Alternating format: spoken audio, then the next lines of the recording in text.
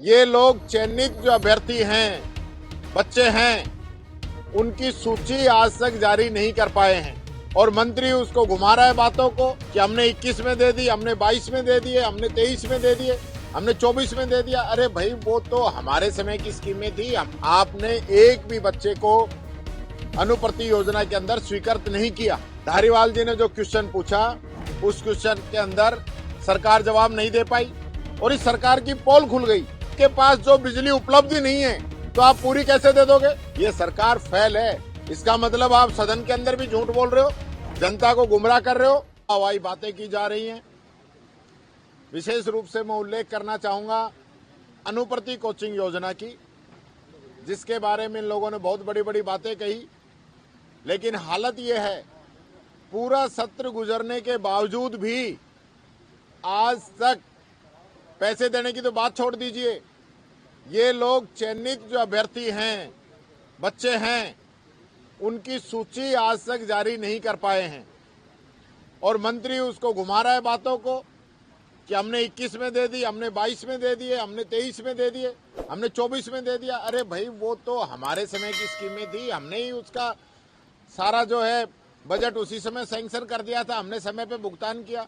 21 में स्कीम हमने शुरू की, तब जरूर इसके अंदर दिक्कतें थी, उनको हमने 22 के अंदर सॉर्ट आउट कर दिया था। 22 में कोई दिक्कत नहीं आई, 23 में कोई दिक्कत नहीं आई और 24 में कोई दिक्कत नहीं आई।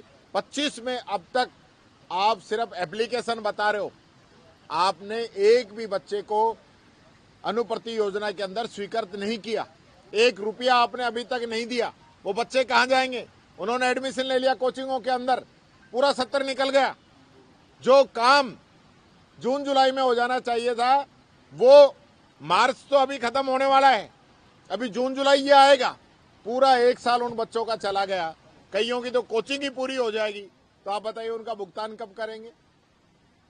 और मंत्री जवाब जो है दूसरे रूप में देना चाहते हैं और अध्यक्ष जी उनको बचाना चाहते हैं, तो ऐसे बचाने से तो काम चलेगा नहीं। इसी प्रकार से ऊर्जा विभाग के अंदर धारीवाल जी ने जो क्वेश्चन पूछा, उस क्वेश्चन के अंदर सरकार जवाब नहीं दे पाई और इस सरकार की पोल खुल गई। ये जो कह रहे हैं ना, बिजली पूरी दे रहे हैं, बिजली पूरी दे रहे हैं, तो आपके पास जो बिजली उपलब्ध नहीं है तो आप पूरी कैसे दे दोगे? आपकी डिमांड में और सप्लाई में दिन रात का अंतर है। इससे साबित हो रहा है कि आप बिजली नहीं दे पा रहे हो। और सबसे महत्वपूर्ण बात यह है कि धारीवाल जी ने पूछा कि अगर आपने बिजली खरीदी भी है तो किन से खरीदी है, कितनी खरीदी है, कितने का भुगतान दिया है? मंत्री जवाब नहीं दे पाया। ये सरकार फेल है। और एक जवाब और दे दिया इन्होंने कि हम एक्सचेंज कर रहे हैं। मैं ये कहना चाहता हूं, स्पष्ट आरोप लगाना चाहता हूं इस सरकार पे कि इन्होंने ये कहा सदन के अंदर कि कांग्रेस एक्सचेंज करती थी, वो एक्सचेंज हम बंद करेंगे और हमने बंद कर दी है। हम एक्सचेंज नहीं करना चाहते कि आप एक्सचेंज कर लो और महंगे दामों में हमें वापस देनी पड़ती है, इसलिए हम एक्सचेंज नहीं करेंगे। तो आज क्यों आप कह रहे हो कि हम एक्सचेंज कर रहे हैं? इसका मतलब आप सदन के अंदर भी झूठ बोल रहे हो, जनता को गुमराह कर रहे हो, बिजली की पूर्ति आप नहीं कर पा रहे और ये हकीकत है। 2 बातों के अंदर मैं कहना चाहूंगा। बिजली की आपूर्ति के अंदर आज भी किसान को पूरी बिजली नहीं मिल रही, ट्रिप के अंदर मिल रही है, कट कट के मिल रही है और न सिंगल फेस बिजली मिल रही है। ग्रामीण क्षेत्र के अंदर तो हालत यह है कि पूरी रात सिंगल फेस लाइट नहीं आ रही है।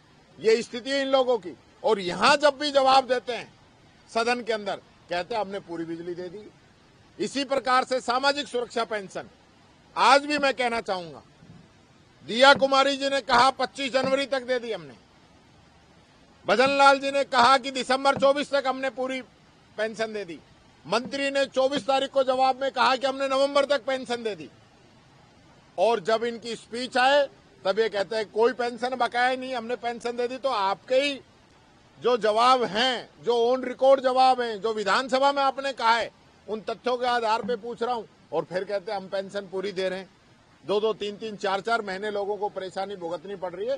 तो ये जो सरकार है राजस्थान की जनता को गुमराह करना चाहती है। इसलिए मैं कहना चाहूंगा, यहां कम से कम इस पवित्र सदन के अंदर तो जनता को गुमराह नहीं करें, ये मेरी इनसे अपील है।